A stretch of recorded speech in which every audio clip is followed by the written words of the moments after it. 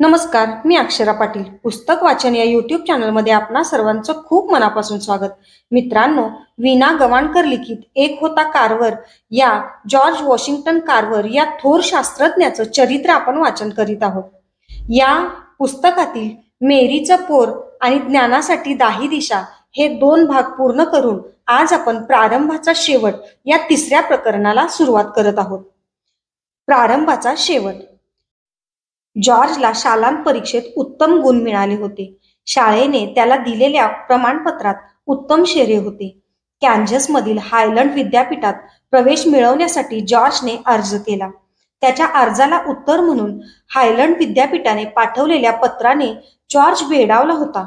त्या विद्यापीठाने प्रवेश तर दिलाच होता, पण छात्रवृत्तीही बहाल केली होती. आता अडचण कसली म्हणून उरलीच नव्हती. 1885च्या सप्टेंबर महिन्यात जॉर्ज कॅन्झस राज्याच्या ईशान्येला असणाऱ्या हायलंड युनिव्हर्सिटीत दाखल होण्यासाठी निघाला. आपल्या पुढील आयुष्यात जिची आठवणही काढण्याचं जॉर्ज टाळत असे तीच ही घटना. हायलंड विद्यापीठाकडून आलेल्या पत्रानुसार विद्यापीठाच्या प्रमुखांना भेटण्यासाठी जॉर्ज गेला. पुस्तकांच्या कपाटांनी भरलेली आणि चकचकीत फर्निचरने नटलेली खोली पाहून जॉर्ज दिपून गेला. विद्यापीठाकडून आलेलं पत्र त्याने त्यांच्या समोर टेबलावर ठेवलं. त्यांनी त्या आपल्याच सहीच्या पत्रावरून क्षणमात्र नजर फिरवली. थंड पण ठाम आवाजात ते म्हणाले, "माफ करा, काहीतरी चूक झालेली दिसते."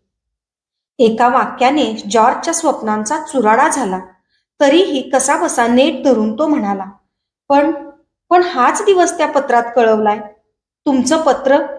आधीच अडखळणारी जीभ भावनातिरेकाने मुकी झाली. दस्तूर खुद्द अध्यक्ष महाशयांचीच सही होती त्या पत्रावर, आणि आपलीच सही असलेल्या कागदावरच्या मजकुराला चूक म्हणतात हे त्याला काहीच समजेना. चूक कोणाची होती? चूक होती त्याच्या काळ्याशा रंगाची, कृष्णवर्णी निग्रो वंशाची.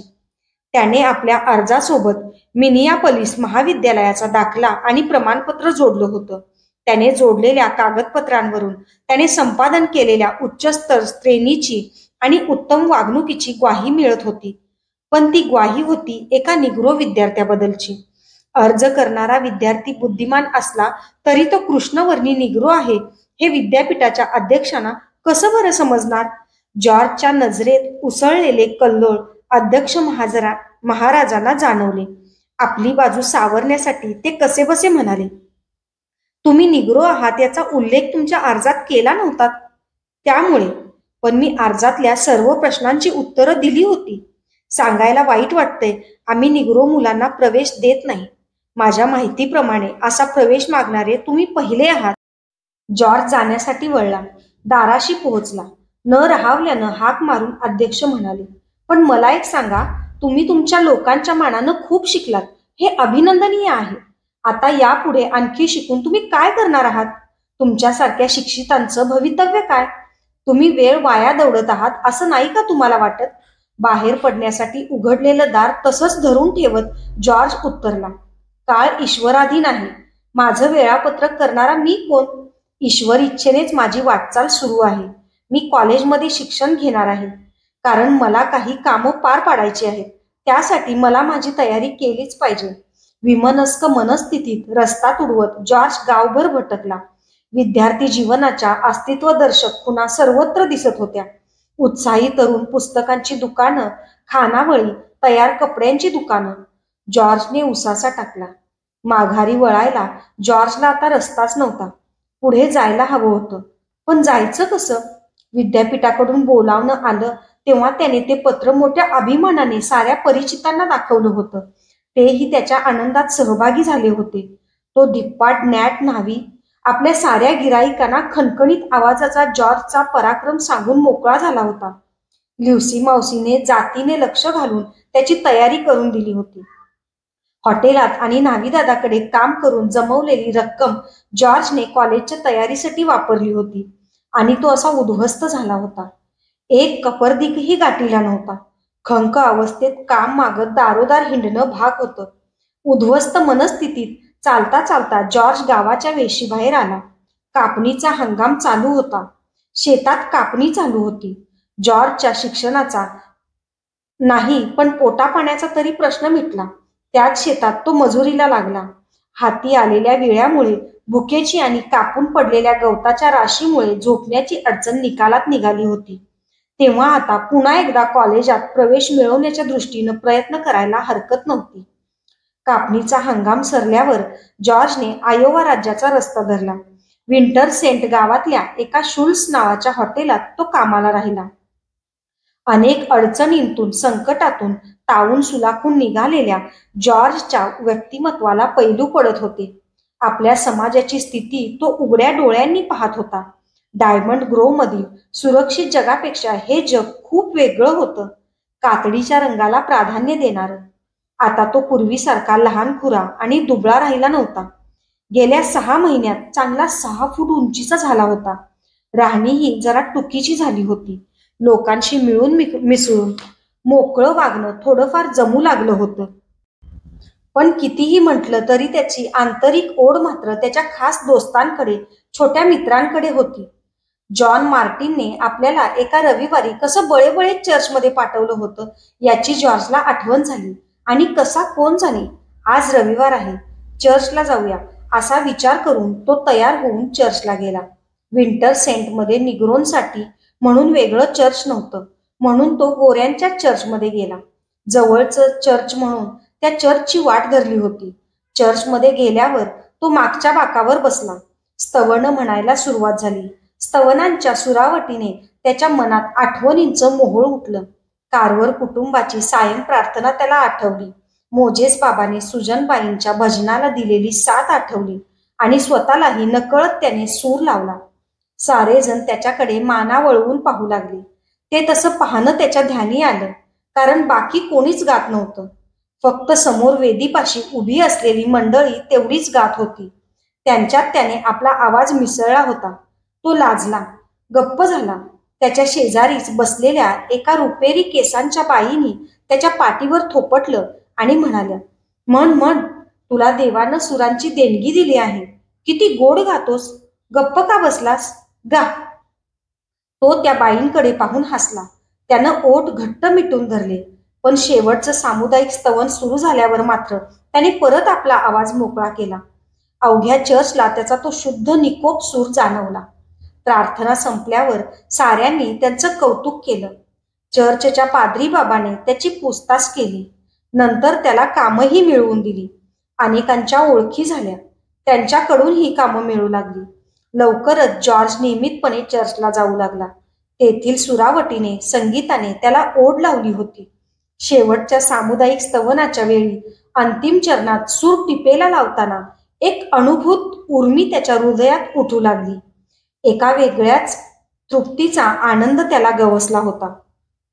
एके दिवशी त्याच्या त्या शुल्स हॉटेलात त्याला भेटायला एक गोरा गृहस्थ आल्याची वर्दी त्याच्या सहकार्याने दिली. जॉर्ज घाईघाईने हात धुवून बाहेर आला. भेटीला आलेल्या गृहस्थाला पाहून तो बुचकळ्यात पडला. तो गृहस्थ म्हणाला, चालू दे तुझं काम. पाद्री बाबांनी तुझा पत्ता दिला. म्हटलं जरा वळून तुझी भेट घ्यावी. माझं नाव मिल हॉलंड. धन्यवाद. पण हॉटेलचं स्वयंपाकघर हा भटारखाना म्हणजे आपल्यासारख्यांनी येऊन खास भेटण्याचं ठिकाण नव्हे. जॉर्ज संकोचून म्हणाला, त्यात वावगं काय आहे, आणि तू एवढं वाटून काय घेतोस. आणि मला आणि माझ्या पत्नीला वाटलं की तू इथे एकाकी आहेस. एखाद्या संध्याकाळी जरा गप्पा गोष्टी करायला तुला बोलवावं, तेवढीच ओळखही होते. असं काहीच न सुचून जॉर्ज पुटपुटला. खरं म्हणजे असं कोणी आमंत्रण देऊन बोलवायला आल्यावर काय म्हणायचं असतं ते त्याला माहीतच नव्हतं. ही पहिलीच वेळ, त्यामुळं त्याला संभाषण चालू ठेवणं सुचेना. मनातल्या मनात जुळणी करून पाहिली, पण छे, जमेनाच. माझी पत्नी त्या चर्चमधील गायक वृंदांची मुख्य आहे. तिने तुझा आवाज ऐकला. ती स्वतः संगीत तज्ज्ञ आहे. परदेशी जाऊन शिक्षण घेतलंय तिने. कानी पडलेल्या आवाजाची चटकन पारख होते तिला.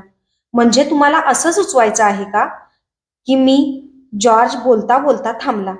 हे म्हणजे अति झालं. का थांबलास. अरे खरंच, ती म्हणाली की तुझ्या आवाजाची जात अन पोत फार छान आहे. छे, काहीतरीच काय. अहो, मला तर काही वर्षांपर्यंत बोलताही येत नव्हतं. असं, मग तर तुझं विशेष कौतुक केलं पाहिजे. बोल, केव्हा येतोस. भेटीचा दिवस ठरला. स्वतः जातीने येऊन आमंत्रण देणाऱ्या श्री मिल हॉलंडचा विचार जॉर्ज कितीतरी वेळ करत होता. परदेशातून शिकून आलेली मंडळी म्हणजे बरीच सुखवस्तू असावीत. माझ्यासारख्या गरीबाला पाचारतात. माझा आवाजही छान आहे म्हणे. एक एक नवलच. भेटीचा दिवस उगवला. त्या संध्याकाळी जॉर्ज कधी नव्हे तो काळजीपूर्वक तयार झाला. डुकराची चरबी आणि भट्टीची काजळी घेऊन त्याने आपले बूट चकचकीत केले. कपडे साफ धुवून त्यांना इस्त्री केली. हात कसे पुन्हा पुन्हा घासून साफ केले. तयारी करून जॉर्ज निघाला. मनात अनामिक हुरहुर घेऊन तो मिल हॉलंडच्या भेटीला निघाला. मिल हॉलंडच्या घराच्या अलीकडे वळणावर स्वारी थबकली. एका खडका आडून एक पिटुकलं फूल त्याला खुणावत हसत होतं. जणू त्याचीच वाट पाहत मान काढून उभं होतं. जॉर्जने हलक्या हाताने ते खुडलं, हुंगलं, ओंजळी धरून पुन्हा पुन्हा पाहिलं. आपल्या कोटावर हळूच खोवलं. समाधानाने पुढे निघाला. दारात मिल हॉलंड स्वागतासाठी उभे होतेच. जॉर्जला दिवाणखान्यात बसवून ते सौ मिल हॉलंडला वर्दी द्यायला आत गेले. दिवाणखाना पाहून त्याचा थोडा अपेक्षाभंगच झाला. इतर सुखवस्तू कुटुंबाप्रमाणे हे लोक दिसत नाहीत. नाहीतर एक एक दिवाणखाना म्हणजे श्रीमंतीचं कसं बटबटीत भडक प्रदर्शन असतं. आणि हा दिवाणखाना रिकामा. अरे हे काय? इतके दिवस आपण केवळ चित्रातून बघत होतो तोच हा पियानो. असा असतो तर खरा पियानो. जॉर्ज चोर पावलांनी उठला. पियानोपाशी गेला. लांब सडक नाजूक बोटं त्या पियानोच्या स्वरपट्ट्यांवरून फिरवू लागला. तेवढ्यात चाहूल लागली म्हणून तो चटकन दूर सरकला. मागे फिरू नकोस. पुढे हो. वाजव. तुझे हात, तुझी बोटं तुझ्या आवाजाला साथ देणारी आहेत. तू जातीवंत कलाकार आहेस, सौ मिल हॉलंड मृदू आवाजात म्हणाल्या. जॉर्जने सौ मिल हॉलंडना क्षणभर निरखलं. श्रीमंत माणसांप्रमाणे दिसत नाहीत या. पुन्हा एक अपेक्षाभंग. यांच्या बोलण्यातही कसं मधाळ संगीत आहे. सौ मिल हॉलंडनी त्याची ध्यानमग्नता तोडली. त्याला हाताला धरून खुर्चीवर बसवलं आणि म्हणाल्या, आता मी वाजवून दाखवते हा, ऐक. सौ मिल हॉलंडची बोटं पियानोच्या स्वरपट्ट्यांवरून फिरू लागली. सूर उमटू लागले. जॉर्जच्या डोळ्यांपुढे त्याची छोटी दोस्त मंडळी रिंगण धरू लागली. त्यांच्या आठवणीने मनात खोल कुठेतरी कळ उठली. तो गलबलून गेला. त्या सुरांनी व्यापलेल्या वातावरणात तो स्वतःला हरवून बसला. ओझार टेकड्यांच्या कडेकपारीतून त्याला साद येऊ लागली. निओशोच्या यायगरचं बोलणं त्याच्या कानात रुंजी घालू लागलं. सारी भूमी देवाची आहे. नजर उचलून बघ. काहीतरी गमावल्याची, हरवून बसल्याची तीव्र भावना त्याला भोवंडू लागली. कसल्या तरी अनामिक वेदनेने तो दुभंगून गेला. त्याचा गळा दाटून आला. त्याने आपला चेहरा दोन्ही हातांनी झाकून घेतला. तरीही त्याच्या बोटांच्या फटीतून अश्रू बाहेर निसटलेच. दिवाणखाना निशब्द झाला. वातावरण विरलं. सौ मिल हॉलंड त्याच्याजवळ उभ्या राहून त्याची पाठ थोपटत म्हणाल्या, माफ कर मित्रा, माफ कर. ते मला इतकं सुंदर होतं की त्याला पुढे बोलवेना. आपले ओठ त्यानं घट्ट मिटून घेतले. मला समजलं सगळं. माझ्या आधीच लक्षात यायला हवं होतं. जॉर्जला उमगलं. तो पुन्हा उघड्या डोळ्यांनी जग बघणाऱ्या लोकात आलाय. कुठेतरी दिलासा मिळाला. मरगळ गेली. समाधानाची एक उर्मी त्याला उभारी देऊन गेली. त्या संध्याकाळी मिल हॉलंड जोडप्याला जॉर्जने आपली कहाणी सांगितली. हायलंड विद्यापीठातून कसं परत पाठवलं गेलं तेही सांगितलं. कॉलेज शिक्षण घेण्याची आपली इच्छा बोलून दाखवली. पूर्वी कधी तो इतक्या मोकळ्या मनाने कुणाशी बोललाच नव्हता. आणि पूर्वी कधी इतक्या सहानुभूतीने लक्षपूर्वक ऐकणारा कुणी भेटलाही नव्हता. कॉलेजच्या बाबतीत जातीने चौकशी करण्याचं आश्वासन त्यांनी जॉर्जला दिलं. पुढच्या खेपेला आपली पेंटिंग्स आणायचं कबूल करून जॉर्ज निघाला. निरोप देता देता सौ मिल हॉलंड जॉर्जला म्हणाल्या, आपण काहीतरी घडवावं, करावं म्हणून देवाने फुरसत दिली आहे असं मानावं. तू इथे आहेस तोपर्यंत माझ्याकडे संगीत शिकायला येत जा. वा, जरूर, आनंदाने. त्या बदल्यात मी तुमच्या दारात अशी सुंदर बाग तयार करतो. करार झाला. तो वसंत ऋतू त्याच्या आयुष्यात एका निरामय आनंदाची ठेव ठेवून गेला. हॉटेलच्या चाकरीतून मिळणारी सुट्टी एकही मिनिट वाया न घालवता तो मिल हॉलंडच्या दारात घालवू लागला. खणायचं, झाडं लावायची, आळी तयार करायची, नाही तर पियानोवर रियाज करायचा. बस, काम ठरून गेली. त्याने करू घातलेली बाग बाळसं घेऊ लागली, आकाराला येऊ लागली. बागेत फुलं डोलू लागली. त्याचा हात पियानोवर सराईतपणे फिरू लागला. त्याच्या संगीताला बहर आला. केलेल्या मशागतीला फळ येऊ लागलं. सौ मिल हॉलंडच्या होऱ्याप्रमाणे तो सारं काही झपाट्याने आत्मसात करत होता. त्याच्या हातचं एक जलरंगातील चित्र त्या रिकाम्या दिवाणखान्याची शोभा वाढवत होतं. मिल हॉलंडचे परिचित लोक त्या चित्राची प्रशंसा करत. चर्चमध्ये टिपेला आवाज लावणाऱ्या निग्रो पोराचं हे कसब आहे यावर विश्वास ठेवणं त्यांना जड जाई. दर संध्याकाळी तो मिल हॉलंडकडे जाई. दिवसातील उस्तवार तपशीलवार ऐकवी. त्यावेळी सौ मिल हॉलंड आपल्या दोन्ही मुलांना या आदर्श पाठाचं अवलोकन करण्यासाठी समोर बसवत असत. त्याचं सारं बोलणं ऐकून झाल्यावर त्या आपल्या मुलांना विचारत, याच्या निम्म्यानं तरी तुमच्यात उरक आहे का रे? जॉर्ज सौ मिल हॉलंडकडे करत असलेली निरनिराळी कामं पाहून, त्याचा सराहित हात पाहून शेजारच्या बिराडातून त्याला कामं येत. एकदा काम जॉर्जच्या हवाली केलं की ते पुन्हा तिकडे बघायलाच नको अशी त्याची ख्याती झाली होती. सौ मिल हॉलंडच्या शेजारीनबाई सौ रॉबिन्स यांना जॉर्जच्या विणकामाचं फार कौतुक वाटे. त्याचं फावल्या वेळातलं विणकाम त्यांनी बऱ्याच वेळा पाहिलेलं होतं. त्यांची उत्सुकता जाणून जॉर्जने आपला संग्रह त्यांना दाखवला. एक एक उत्कृष्ट नमुना निहाळता निहाळता त्या जॉर्जला म्हणाल्या, तू काय करणार आहेस एवढ्या नमुन्यांचं? मी गावी गेलो की माझ्या लोकांना शिकवताना ते उपयोगी पडतील. आपल्या हातांनी करता येण्याजोगं प्रत्येक काम हे शिकलंच पाहिजे, हे तो फार लहानपणापासून मनात रुजवून होता. पूर्वी कधीही न अनुभवलेलं असं आत्मीयतेचं, सौहार्दाचं प्रेमळ कौटुंबिक सुख ह्या घराने त्याला दिलं. जोपर्यंत या भूतलावर मिल हॉलंड सारखे सहृदय आहेत तोपर्यंत आपण एकटे एकाकी पडणार नाही याची सुखद जाणीव त्याच्या वृत्तीला तजेला देई. उन्हाळा सुरू झाला. जॉर्ज श्री मिल हॉलंडच्या परसात काहीतरी खुरपत होता. त्याला सौ मिल हॉलंडनी हाक मारली. हातातलं काम अर्धवट टाकून उठावं लागल्याने जॉर्ज जरा नाखुशच होता. सौ मिल हॉलंडने पाहुण्यांशी त्याची ओळख करून दिली. पाहुणा सौ मिल हॉलंडचा भाचा डॅन ब्राऊन. त्यांनी डॅनला जॉर्ज बद्दल सारं काही सांगितलं होतं. जॉर्जसाठी माहिती मिळवून डॅन आला होता. जॉर्ज, डॅन तुझ्यासाठी आनंदाची बातमी घेऊन आलाय बघ. जॉर्ज तिथेच मटकन पायरीवर बसला. सौ मिल हॉलंडच्या डोळ्यातील चमक बघून त्याचं वेडं आसुसलेलं मन भराऱ्या मारू लागलं. शक्यतेचा अंदाज त्याला करता येईना. डॅन जॉर्जकडे टक लावून पाहत होता. त्याचं ते प्रमाणबद्ध मस्तक, उत्सुक चेहरा, खोल चौकस नजर. डॅनने अटकळ बांधली. हा साधा सुद्धा इसम नाही, काही वेगळंच पाणी दिसतंय. तो जॉर्जला म्हणाला, हे लोक म्हणतायत की तुला कॉलेजात शिकायची इच्छा आहे. मला वाटतं सिम्सन कॉलेज हेच तुझ्यासाठी योग्य कॉलेज. Simpson college? मला तर याबद्दल काहीच माहिती नाही. कुठे आहे ते? पण मला ते प्रवेश देतील का? तुला काय वाटतं? अरे हो हो, किती प्रश्न विचारशील एकादमात. आयोवातील इंडियनोलामध्ये हे कॉलेज आहे. अब्राहम लिंकनला आयुष्यभर साथ देणाऱ्या बिशप मॅथ्यू सिम्सनने बांधलेलं हे कॉलेज. हे बिशप आयुष्यभर गुलामगिरी विरुद्ध लढले. या कॉलेज उभारणीच्या कामी त्यांनी आपलं सर्वस्व पणाला लावलं. तेव्हा तुला तिथे प्रवेश मिळेल याबद्दल शंकाच नाही. मीही तिथेच शिकत असतो. तिथली प्रवेश फीही जास्त नाही. अधिकृत माहिती मागवून देतो तुला. आणि शिवाय ते गावही बऱ्यापैकी असल्याने तुला कामधाम मिळायला अडचण पडणार नाही. पण तिथे कुणी निग्रो विद्यार्थी शिक्षण घेत आहेत का? जीभ पोळलेल्या जॉर्जचा आणखी एक प्रश्न.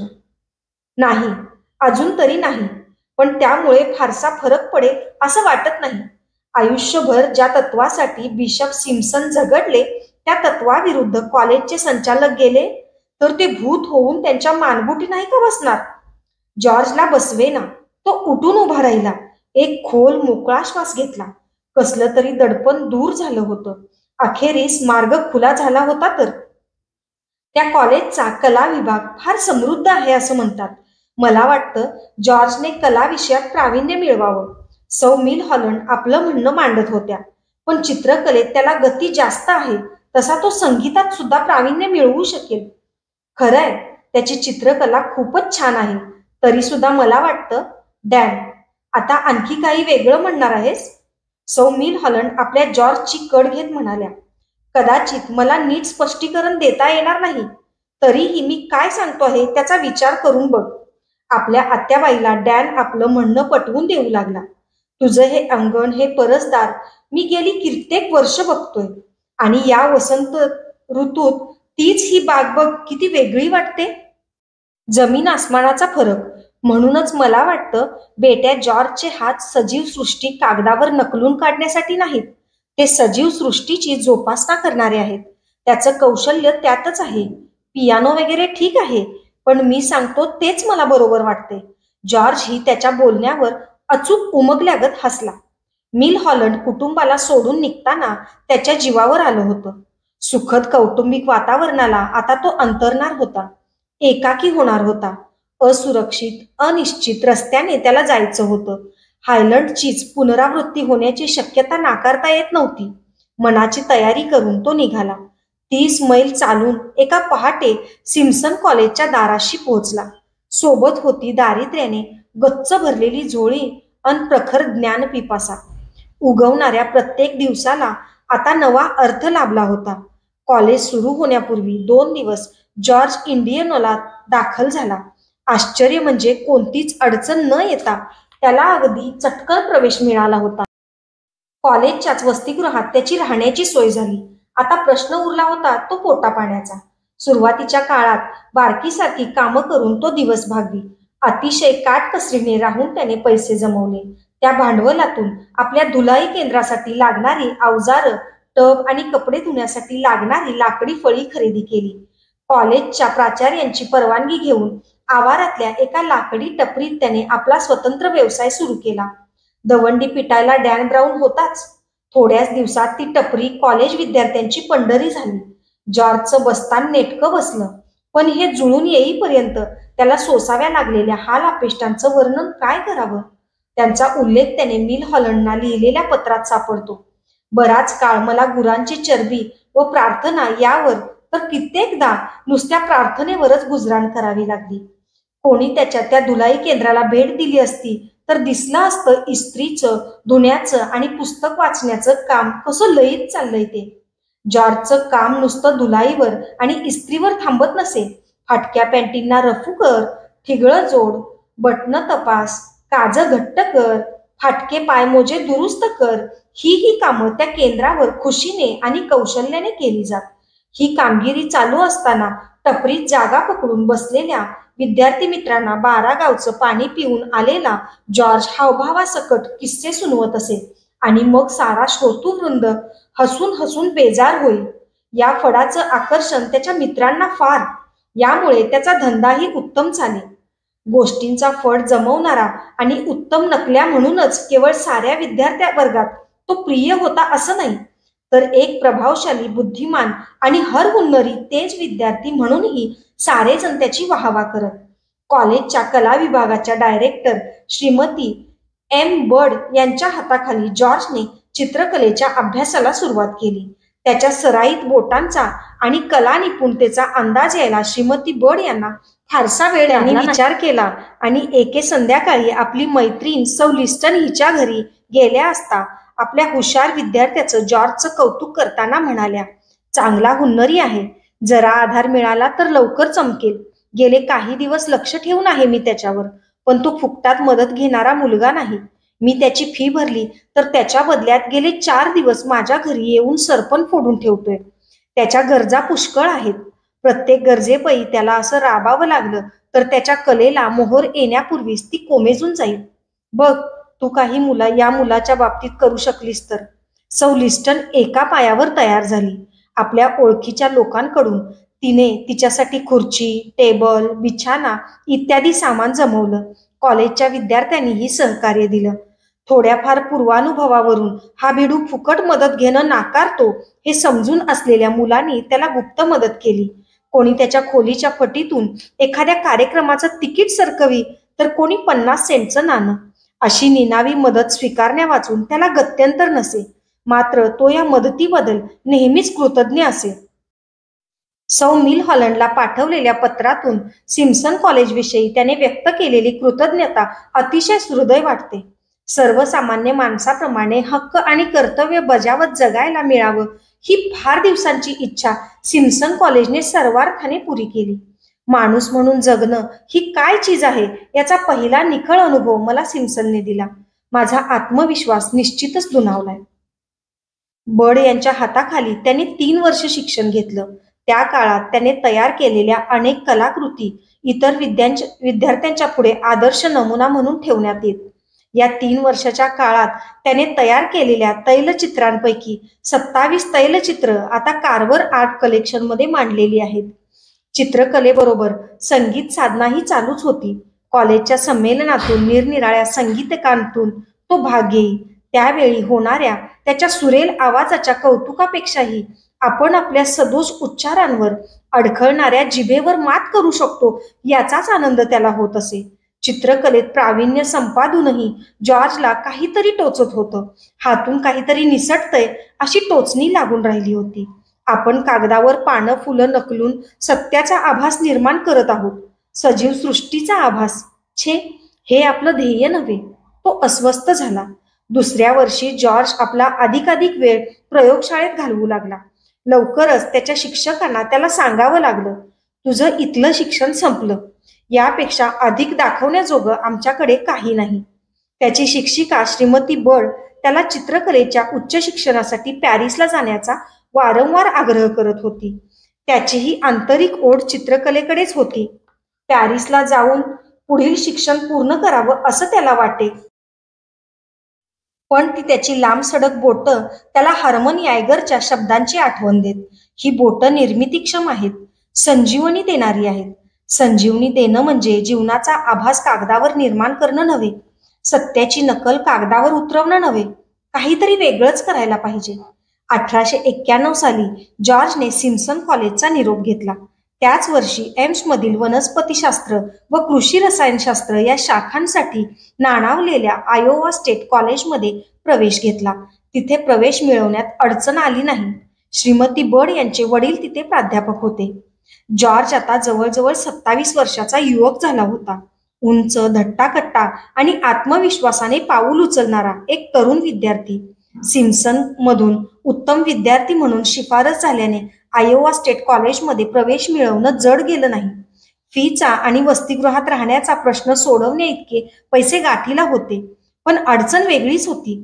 वसतिगृहाचे अधिकारी निग्रो विद्यार्थ्याला ठेवून घ्यायला राजी नव्हते. अमेरिकेचे राष्ट्र सचिव आणि कॅबिनेटचे सदस्य झालेले श्री जेम्स विल्सन हे त्यावेळी आयोवा स्टेट कॉलेजच्या युनायटेड स्टेट्स एक्सपेरिमेंटल स्टेशनचे संचालक म्हणून काम पाहत होते.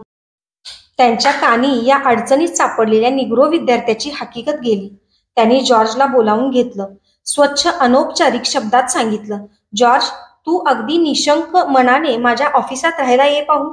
ऑफिसच्या सामानाची हलवाहलव करून जेम्स विल्सननी एका कॉटपुरती जागा केली. कॉट अरुंद दरवाजातून आत घुसवण्याच्या प्रयत्नात चौकटीला ओरखडे पडले. हे दाराच्या चौकटीवरचे ओरखडे बुजवले पाहिजेत, शिवाय खोलीत पसाराही खूप झालाय. आपल्या उपकारकर्त्याचं उतराई होण्याची संधी जॉर्ज कशी दवडणार? त्याला आपल्या उपकारकर्त्याचं विस्मरण कधीच होत नसे. कोणत्या ना कोणत्या स्वरूपात तो उपकार फेडायची संधी शोधे. कुणाची बाग तयार कर, तर कुणाला उत्तम चित्र काढून दे. कुणाला भरतकामाचे, विणकामाचे नमुने दे, तर कोणाचं घर रंगवून दे. असं काही ना काही चालूच असे. विनाकारण उपकार घेणं त्याच्या स्वभावात बसणारं नव्हतं. उपकारकर्त्याचं विस्मरण तर कालत्रयी अशक्य. तो विल्सनना विचारू लागला, या आवारात रंगकलेचं शिक्षण केंद्र आहे का? रंगकलेचं शिक्षण केंद्र? अरे, हे काय कला विद्यालय समजलास तू? पण प्रत्येक शाळेसाठी रंगकलेचं शिक्षण केंद्र असण्यात गैर काय आहे? विद्यार्थ्यांना ईश्वर निर्मित रंगांची ओळख कशी होणार? एक दिवस मी असं स्थान निर्माण करीन की जिथे मुलांना स्वतःहून ओढीने यावंसं वाटेल. विल्सननी त्याच्याकडे रोखून पाहिलं. त्या काळ्या चेहऱ्यावरचे ते चकाकणारे भावोत्कट अथांग डोळे भविष्याची वेगळीच चुणूक देत होते. हा साधासुधा विद्यार्थी दिसत नाही, याची खूणगाठ त्यांनी बांधली. हे दोघे पुढे आयुष्यभराचे स्नेही झाले. पण जॉर्ज बद्दल त्यांना वाटणारं नवल कधीच ओसरलं नाही. त्या रात्री जागून त्याने सारं फर्निचर व दाराची चौकट रंगवून काढली. खोलीची मांडणी ही व्यवस्थित केली. निजण्या राहण्याची तर सोयच लागली. पण जेवणाचं काय? त्याच्या कृष्णवर्णाने त्याच्या पुढे वेगळंच ताट मांडून ठेवलं होतं. विद्यार्थी मित्रांशी गप्पा विनोद करत वसतिगृहाच्या खानावळीत त्याला जेवता येणार नव्हतं. त्या आनंदापासून त्याला वंचित करण्यात आलं होतं. त्याच्या जेवणाची सोय तळघरातील भटारखान्याच्या कोपऱ्यात करण्यात आली होती. दुःखी मनाने त्याला ही व्यवस्था मान्य करावी लागली होती. त्याची कुणकुण प्राध्यापक बड यांना लागली. त्यांनी लगेच आपल्या लेकीला कुमारी बडला पत्र पाठवून अडचण कळवली. 6 माही परीक्षांच्या धांदलीमुळे श्रीमती बड येऊ शकल्या नव्हत्या, म्हणून त्यांनी आपली मैत्रीण सौ लिस्टन हिला एम्सला रवाना केलं. सौ लिस्टन ताबडतोब एम्सला आली. तिने जॉर्जच्या खानावळ प्रकरणात लक्ष घातलं. जॉर्जला न्याय मिळवून दिला. दुसऱ्या दिवसापासून जॉर्ज इतर मित्रांसमवेत खानावळीत जेवू लागला. आठवड्याच्या आत त्या वसतिगृहाच्या भोजनगृहाचं रूपच पालटून गेलं. सारं वातावरण बदललं. त्याच्या समृद्ध ज्ञानाने आणि रुजू स्वभावाने सारं भोजनगृह त्याच्या भोवती नाचू लागलं. त्याने एक नवाच खेळ सुरू केला होता. त्या खेळाचं सातत्य आजही अखंड आहे.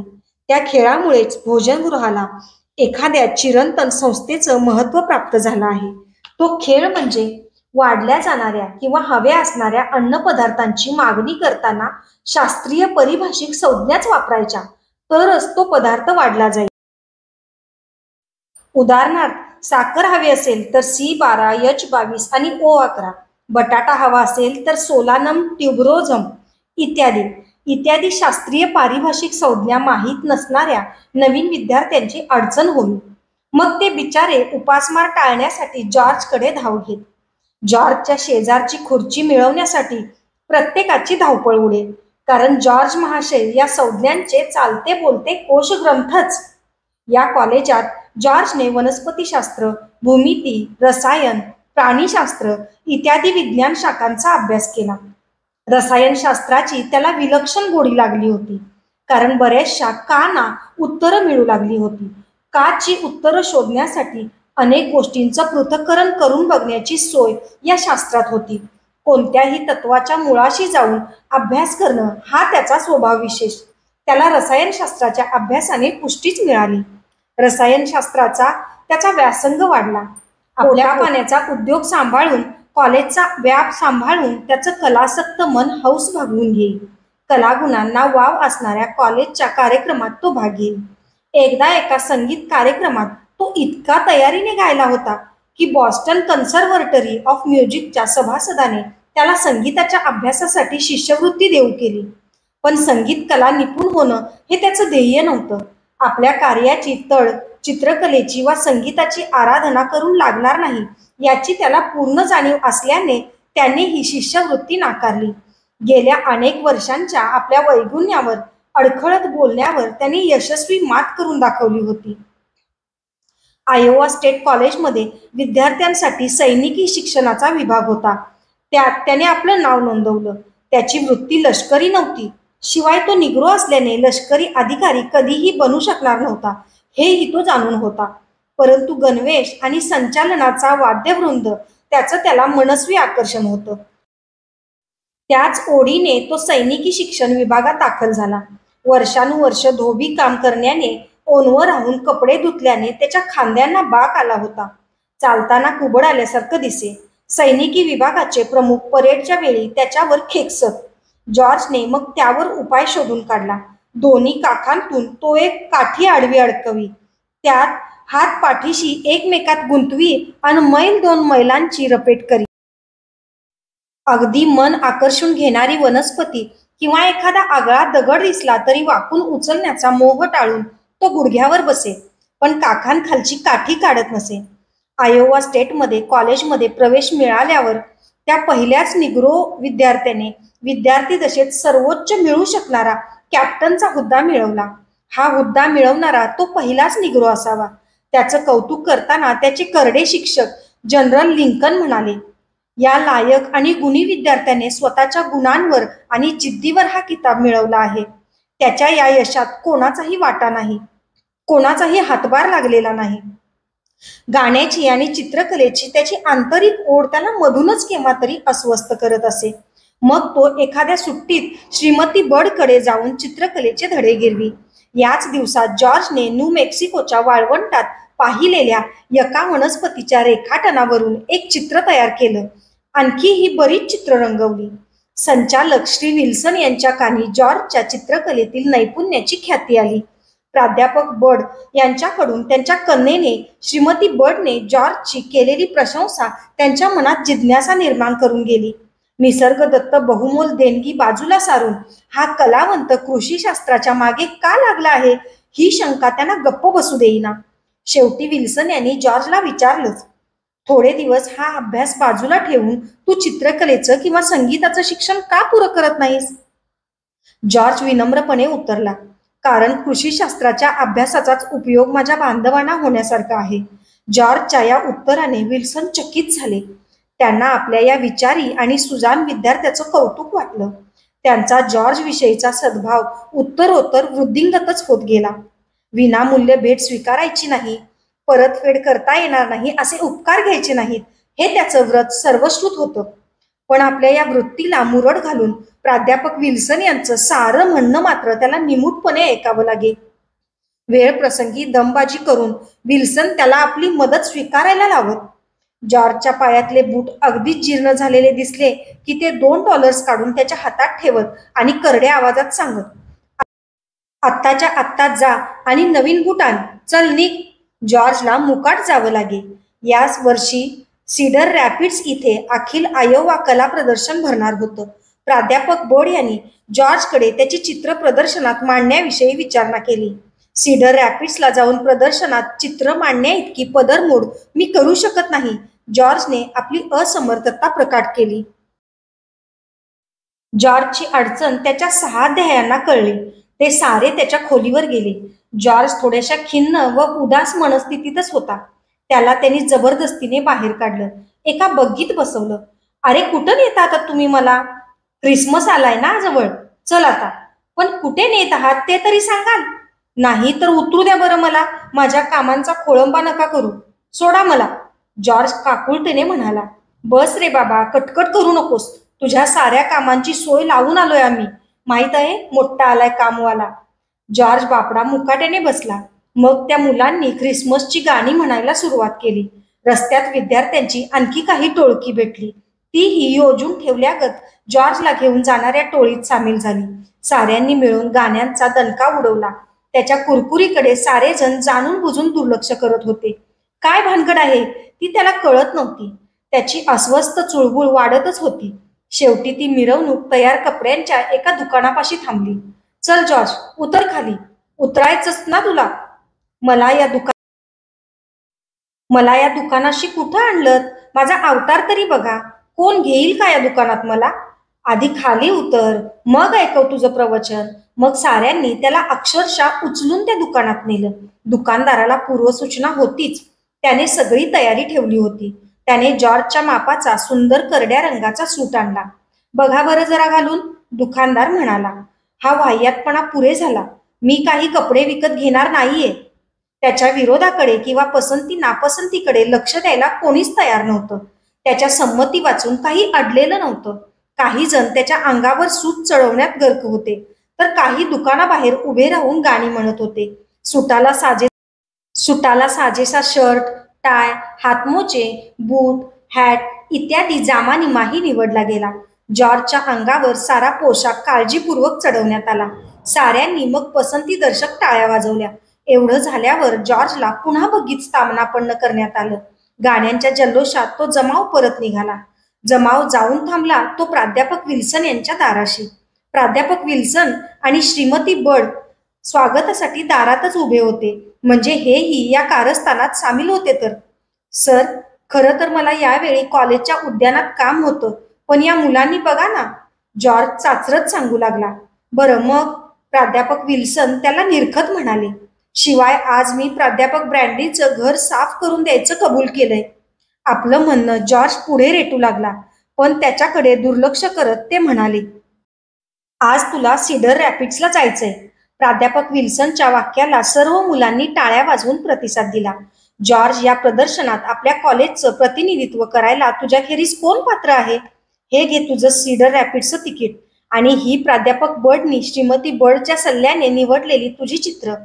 प्राध्यापक ब्रँडीनीही तुझ्या जाण्याला आनंदाने संमती दिली आहे. हा सगळा खर्च कसा फेडणार मी? कोणाच्या दयावर जगणं न आवडणारा जॉर्ज मनापासून विचारत होता.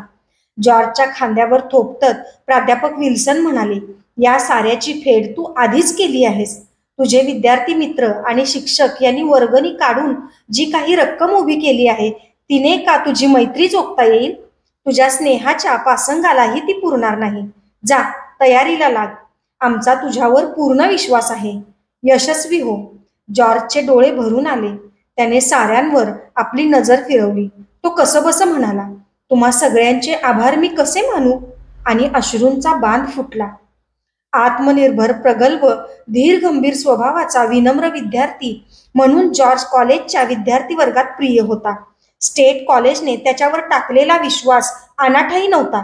प्रदर्शनात मांडलेल्या त्याच्या 4ही चित्रांना पारितोषिकं मिळाली.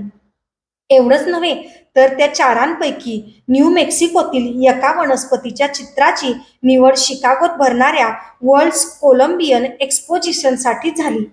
तिथे तर रती महारथींची चित्र मांडली गेली होती. पण तिथेही त्या दुर्मिळ एका वनस्पतीच्या चित्राला विशेष सन्मान मिळाला. आयोवा राज्यातील झाडून साऱ्या वृत्तपत्रांनी या विशेष सन्मान मिळवणाऱ्या चित्राची आणि चित्रकर्त्याची नोंद मोठ्या अगत्यानं घेतली होती.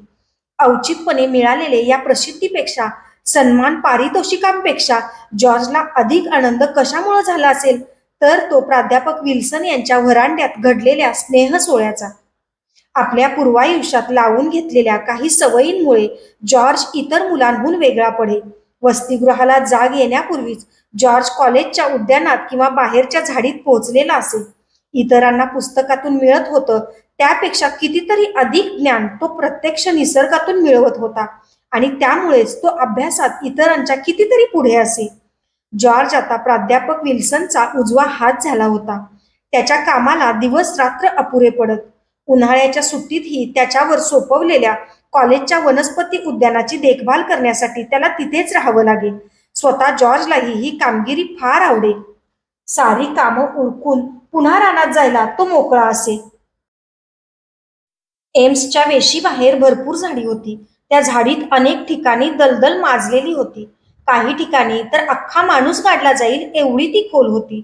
जॉर्ज या धोकेबाज दलदली संबंधी प्राध्यापक विल्सन यांच्याशी नेहमी चर्चा करत असत. त्या दलदलीतील पाण्याचा निचरा कसा करता येईल याबद्दलची एक योजनाही त्याने त्यांच्या समोर मांडली होती.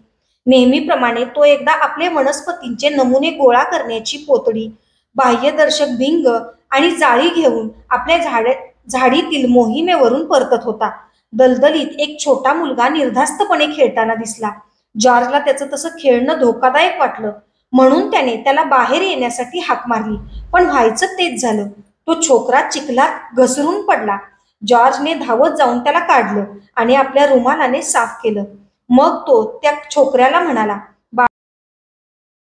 बाळा, तू त्या छोट्या लोकांची घरं उद्ध्वस्त का केलीस? घरं? मी उद्ध्वस्त केली? कुठले लोक? त्या छोकऱ्याला काही बोध होईना. तो बुचकळ्यात पडला. मग जॉर्जने त्याला चिखलात राहणारे प्राणी आणि त्यांची घरं दाखवली. त्यांची माहिती दिली.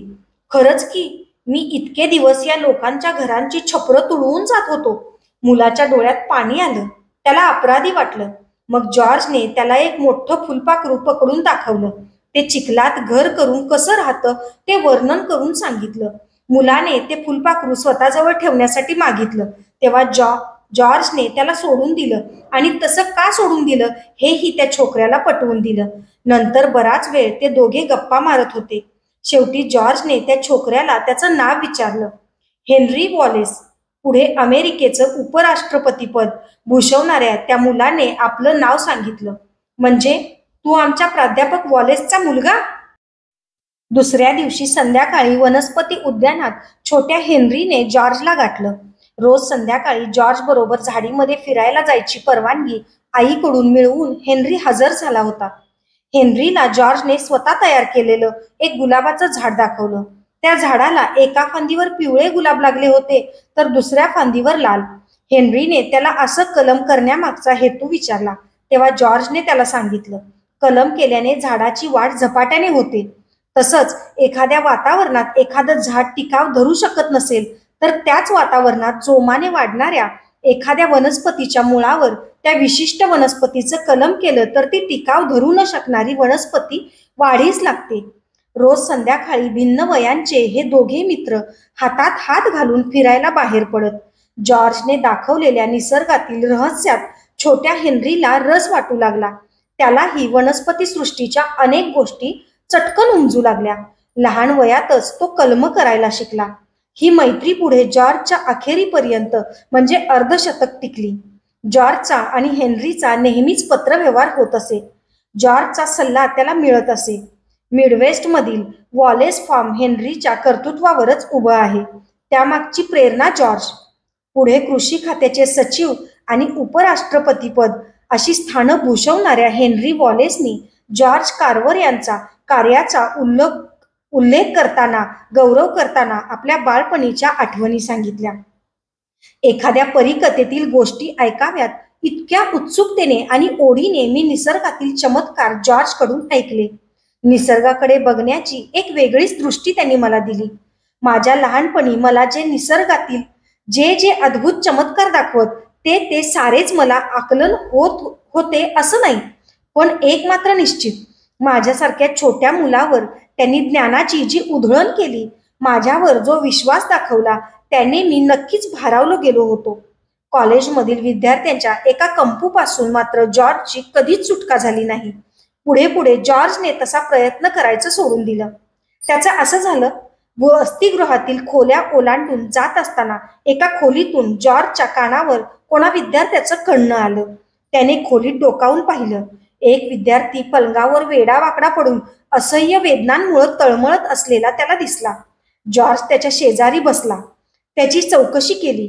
तो एक फुटबॉलचा खेळाडू होता. खेळताना त्याचा पाय जबरदस्त दुखावला गेला होता. जॉर्जने त्या विद्यार्थ्याला पोटावर निजवलं. मग हलक्या हाताने त्या खेळाडूचा पाय गोट्यापासून मांडीपर्यंत चोळायला सुरुवात केली. थोड्याच वेळात तो कणणारा विद्यार्थी वेदनामुक्त होऊन गाढ झोपी गेला आणि जागा झाला तेव्हा आश्चर्याने थक्क झाला. त्याच्या वेदना संपूर्णपणे नाहीशा झाल्या होत्या. झालं. दुसऱ्या दिवशी ही बातमी साऱ्या खेळाडूत पसरली आणि त्या दिवसापासून जॉर्ज कॉलेजच्या खेळाडूंचा अधिकृत मालिशवाला झाला. कॉलेजचे खेळाडू जॉर्ज विषयी कौतुकानं बोलत. जॉर्जच्या बोटात काय जादू आहे न कळे.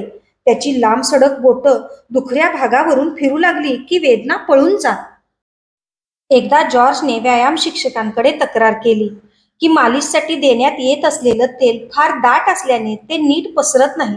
तेव्हा ते व्यायाम शिक्षक म्हणाले की यापेक्षा अधिक चांगलं तेल उपलब्धच नाही. यावर जॉर्जनं उत्तर दिलं, मीच मालिशसाठी उत्तम तेल शोधून काढीन. काही वर्षांनंतर खरोखरच जॉर्जने मालिशसाठी उत्तम तेल तयार केलं, भुईमुगापासून. 1894 साली जॉर्जला आयोवा स्टेट कॉलेजमधून विज्ञान शाखेची पदवी मिळाली. हा पदवीदान समारंभ म्हणजे आजवर घेतलेल्या अविश्रांत मेहनतीची पावतीच. या समारंभासाठी सौ लिस्टन इंडियनोलाहून खास आली होती. श्रीमती बर्ड यांनी व त्यांच्या सिम्सन कॉलेजमधील मित्रांनी त्याचं कौतुक म्हणून खास भेट व पुष्पगुच्छ पाठवले होते. आपल्या जुन्या मित्रांच्या या कौतुकाने जॉर्ज गलबलून गेला. आपल्या यशाचं कौतुक करण्यासाठी या जगाच्या पाठीवर कुणीतरी आहे या अनुभवाने त्याला कोण आनंद झाला. त्या पुष्पगुच्छातून एक छोटंसं सुंदर फूल निवडून त्याने ते आपल्या पोटावर लावलं. या सुखद अनुभवाची सहृदय जाणीवेची आठवण म्हणून आपल्या पुढील आयुष्यात जॉर्जने त्या फुलाची जागा कधीच रिकामी ठेवली नाही. कसलं ना कसलं नाजूकसं सुंदर फूल त्याच्या पोटावर विराजमान झालेलं असे. स्नेहभावाला दाद द्यावी ती जॉर्जनेच. प्रेम भावनेचा आदर करावा तो जॉर्जनेच. मधल्या काळात त्याने बरीच घौदोड केली. त्याची चित्र 1893 सालच्या वर्ल्ड कोलंबियन एक्सपोजिशनमध्ये निवडली गेली होती. आयोवातील एक बुद्धिमान मुलगा म्हणून तो ओळखला जात होता. युनायटेड स्टेट्स ऑफिसर्स रिझर्व्ह मधला पहिला निग्रो हुद्देदार बनण्याचा मान त्याने पटकावला होता. पदवीदान समारंभाच्या वेळी पदवी ग्रहण करण्यासाठी तो व्यासपीठावर चढला होता तेव्हा त्याच्या चाहत्या मित्रांनीच नव्हे तर त्यांच्या पालकांनीही टाळ्यांच्या कडकडाटात त्याचं अभिनंदन केलं. अभिनंदनाच्या या अभूतपूर्व वर्षावाने जॉर्जचं मन अननुभूत भावनेने उचंबळून आलं. समारंभ संपल्यावर तो भारावलेल्या अवस्थेतच आपल्या खोलीवर परतला. दार ओढून घेतलं. आपल्या आईच्या त्या पवित्र स्मारकासमोर, चरख्यासमोर तो गुडघे टेकून बसला. आपल्या या उज्ज्वल यशाचं कौतुक करण्यासाठी आईचा हात पाठीवरून फिरायला हवा होता. आनंदातिशयानं अवघ्राण करायला आई हवी होती. त्याचं अखंड पोरकेपण त्याला फार तीव्रतेनं जाणवलं. कुठं असेल ती आई? आईच्या आठवणीनं व्याकुळ झालेला जॉर्ज कितीतरी वेळ तसाच बसून होता. त्याच्या या यशात सौ मिल हॉलंड, सौ लिस्टन, श्रीमती बर्ड, मारिया आत्या, Martin, Shri Wilson, Shrimati bird या साऱ्यांचाच हातभार लागलेला होता. या साऱ्यांनीच त्याला आपापल्या परीने मदत दिली होती. त्याचं व्यक्तिमत्व कळत न कळत संस्कारित केलं होतं. या साऱ्यांची कृतज्ञतापूर्वक आठवण काढत तो तसाच बसून होता. बाहेर चांगलंच अंधारून आलं होतं, पण त्याचं त्याला भान नव्हतं. प्राध्यापक विल्सन त्याला शोधत आले. हलकेच त्यांनी दार ढकललं. ते थबकले. अंधाऱ्या खोलीत जॉर्ज नेमका कुठे असणार याचा त्यांना अंदाज आला. त्याच्या भावना ते पूर्णपणे जाणून होते. त्यांनी हलकेच त्याला आपली जाग दिली. काचेची चिमणी पेटवून जॉर्ज दाराशी आला. त्याला ते म्हणाले, चल, एकटाच काय बसलास? माझ्या पत्नीने तुला जेवायला बोलवलंय. आणि तुला एक बातमी कळली का? कॉलेजच्या विज्ञान शाखेने तुला सभासद म्हणून स्वीकारलंय. जॉर्जच्या थरथरत्या हातातून चिमणी निसटून खाली पडली, फुटली. त्याच्या मानसिक अवस्थेची कल्पना करणं विल्सन साहेबांना अवघड नव्हतं. त्यांचाही कंठ दाटून आला. म्हणाले, पडू दे, त्याचं काय वाटून घेतोस? तुम्ही काय म्हणत होतात आत्ता मला? खरंच रे बाबा, खरंच. आजपासून तुझी नियुक्ती झाली आहे. तू आता वनस्पतीशास्त्र शिकवणार आणि त्या तुझ्या लाडक्या उद्यानाचाही ताबा तुलाच घ्यावा लागणार. त्याचा स्वतःच्या कानांवर विश्वास बसेना. काळ्याचं काय, पण गोऱ्या विद्यार्थ्यालाही अपूर्वाई वाटावी अशीच ही घटना. आयोवा कॉलेजात शिकवायला नेमणूक होणं ही केवढी मानाची गोष्ट. क्षितिज खूप विस्तारलं गेलंय. सारी धरणी परमेश्वराची.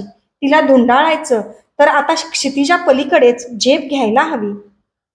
प्राध्यापक वॉलेस यांच्या मार्गदर्शनाखाली त्याचं संशोधन सुरू झालं. कृषीशास्त्रात होऊ घातलेल्या क्रांतिकारी प्रयोगांची नांदीच होती ती.